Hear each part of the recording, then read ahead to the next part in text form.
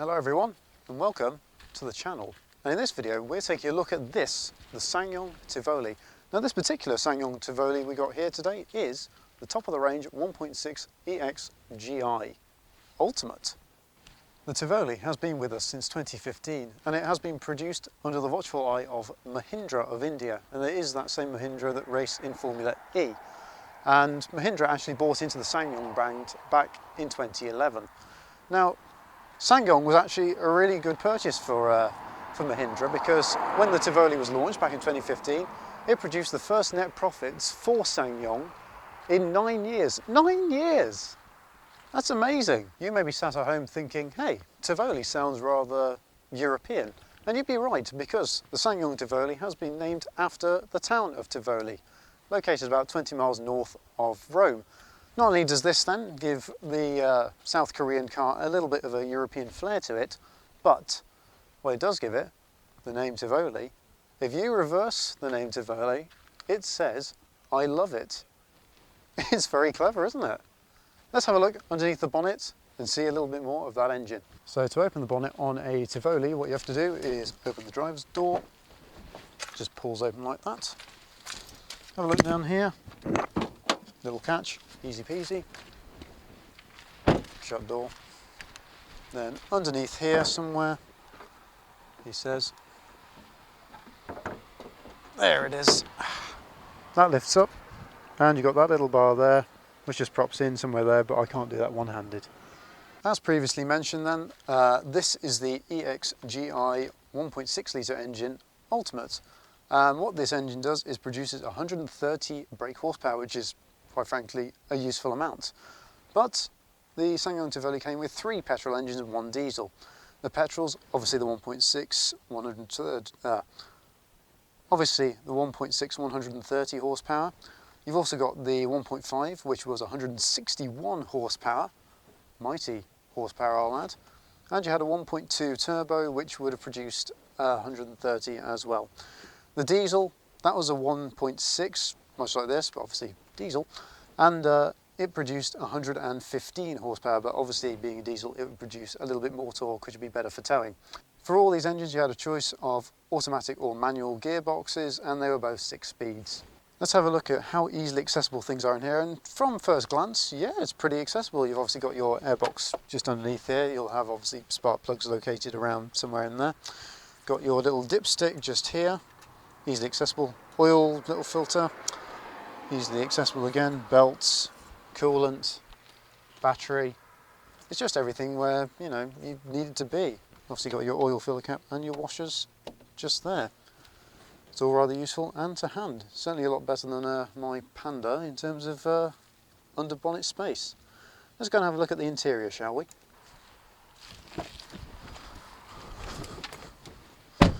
Taking a seat in the interior of the Tivoli, it's a nice place to be. You've got leather seats, leather steering wheel, leather gaiter, very nice.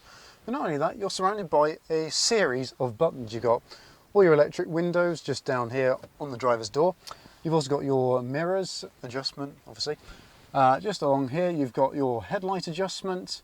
You've got hill descent control, which is rather useful. Traction control off, parking sensors off. On here then, you've obviously got your wipers to the right, indicators to the left, standard with most cars really. On the steering wheel then, you've got a sequence of buttons. So you've got obviously your trip computer, set, things like that, volume for your radio, search, the usuals really. And of course, with your steering column, it adjusts for rake and reach, like so. To start the car then, what you have to do is press both the brake and the clutch, otherwise the car will not start. An odd feature, but there we go. Anyway, let's have a look. Press this little button down here. Does a little gauge sweep, which is always fun. Our beep is just there just to tell me that the door's open, and that it's a little bit low on fuel, but there we go. And when you turn it off, it sings goodbye to you, which is lovely, isn't it? The head-up display, as it were, you know, the analog dials, it's very nicely done. They're surrounded by this sort of chrome bezel, and it's really tastefully done. It works, and you know, it works for the car. But the dials are all nicely laid out. It's very clear and easy to read. You've got a screen right there in the middle. Moving on to the center console. In the middle here, it's dominated by this large-ish 7-inch screen. I say large, most phones are bigger than that now, but 7-inch screen, which is obviously your sat-nav. It's a TomTom system in this, which, you know, although it's a very good system, it's very reliable, it hardly ever loses its signal. It's not particularly up to date, and you can't update it over sort of Wi-Fi and 4G and 5G, you know, whatever G there is now. You can't update it over that because it doesn't have that capability. However, what it does have is a little SD card slot, which I can't currently open because, you know, whatever. But it's got a little SD card, which if you plug that into your PC, you know, download the data and plug it in there, I'm sure that's how it would update. Not only that, obviously you've got all your buttons, so you've got home, mode, so you can change between your radio, sat-nav, things. This stereo unit does actually have Android Auto and Apple CarPlay, which is very useful in the modern day. So if you didn't want to use, say, the TomTom sat-nav system, you can always use one of those. Obviously you've got a navigation button, which is just a shortcut, and your setup. Down here then, you've got all the controls for things you need to know about on the car. You've got a heated steering wheel, which I can imagine in winter is going to be incredibly useful. You've got heated seat options, which, again, in winter, which we are now in as such, you know, pretty good. Just here you've got a button to select what sort of steering mode you want. So you've got Sport, Comfort and Normal. Sport mode will obviously tighten up the steering a little bit, make it a little bit more responsive, things like that. So yeah, I think that's quite a useful button to have. Sport mode, why wouldn't you use it? Over here you've also got your lane keeping assist, so if you try to straddle the white line as such on a motorway or dual carriageway or something like that, it's going to try and keep you within those lines. So, well done SsangYong, perfectly good. Down here you've got your heating controls, so you've got obviously your heated windscreen, rear screen, on off, temperature up and down, you've got recirculation, dual zone climate control, very nice, mode and temperature for that side as well. As well as obviously you can adjust your fan speed. What more can you want? Just down here then you've got the button for the heated seat, so it'll control just how hot your bottom gets. And as well as that you've also got a little 12-volt socket. Obviously in old money that would be a cigarette lighter, and in fact you do actually have a cigarette lighter in here, which is rather unusual in a modern car. But this is a 2019 car, so yeah, it's quite surprising to have something like that. But you've got essentially two 12-volt sockets, a USB to plug your phone into Apple CarPlay and things like that. But you've also got an aux cord cable socket.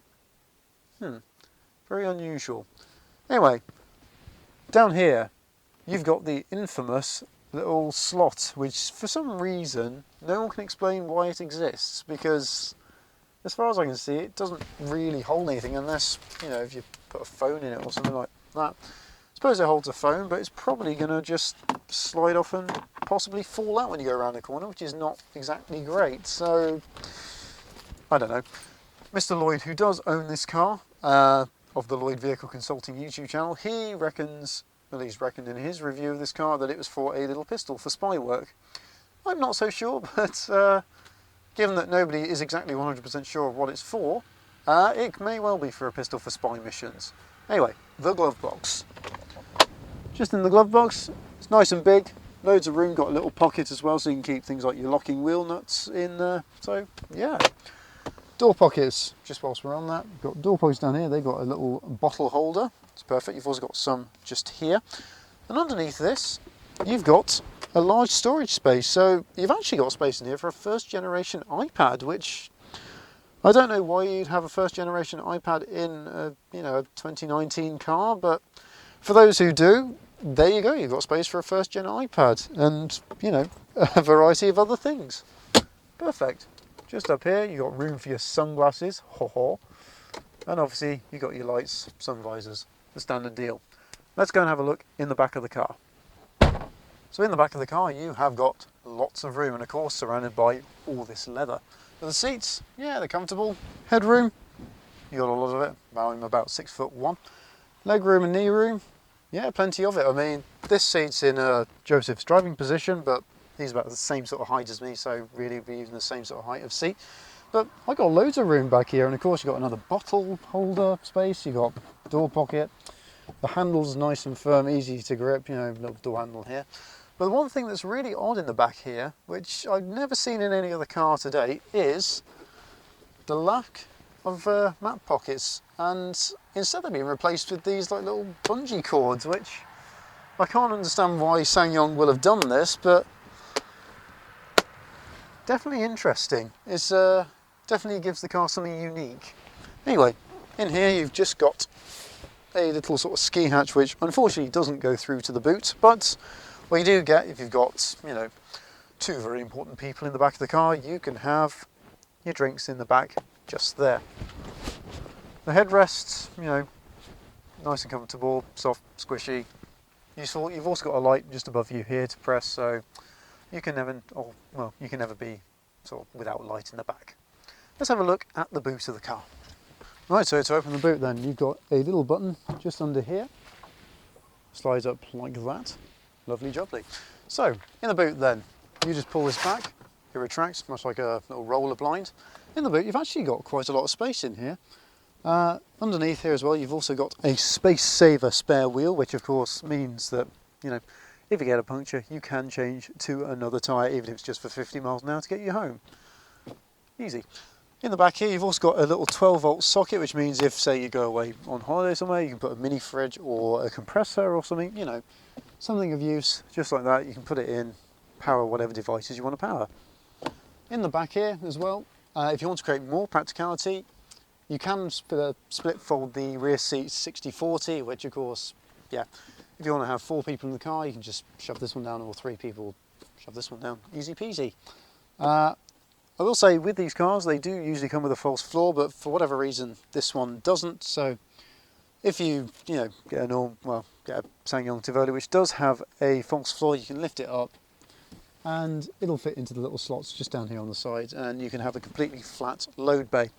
Unfortunately, as I said, this one doesn't, so there will be a bit of a lip between the seats and the boot floor. One thing about space, actually, the rear load lip is actually quite high, unless of course you do have that false floor. So just bear that in mind when you're lifting heavy objects in and out. One thing to say with this car, with this, apparently you can't take it out unless you push these rear seats forward, which is rather strange, but oh well. So I have been told as well that these rear seats here do recline back, which, you know, if you need a little bit more room in the back, fine, but for most cases you want to keep them forward where they are because obviously boot space. As well as that, just saying whilst we're round at the back, the car does come with rear parking sensors and a rear view camera, which of course very useful when you're parking in a car park at a supermarket. This obviously just fits on, slide that way, slide that way. Easy peasy. What more do you want out of a boot? One thing we haven't asked and answered yet is, who are the rivals of the SsangYong Tivoli? Well, you've got the Renault Captur, Vauxhall Mokka, VW T-Roc, Nissan Juke, MG ZS, those kinds of cars. But why should you consider this over those cars, which are all very good cars? Well, it's got a 7-year, 150,000 mile warranty, whichever comes first. It's very technologically equipped, so obviously you're not going to be short of gadgets on it. And of course, it's a very well put together and good looking car.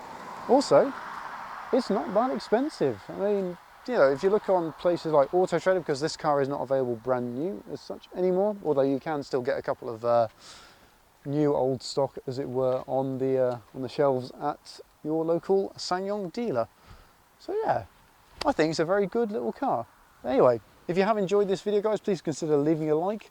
Comment down below, let me know how I done the SsangYong Tivoli any justice by walking around it today. And of course, if you want to see more car content, feel free to subscribe to play more videos to come. Right, I think we're going to wrap up here. So thank you very much for watching, and I shall see you next week. Farewell.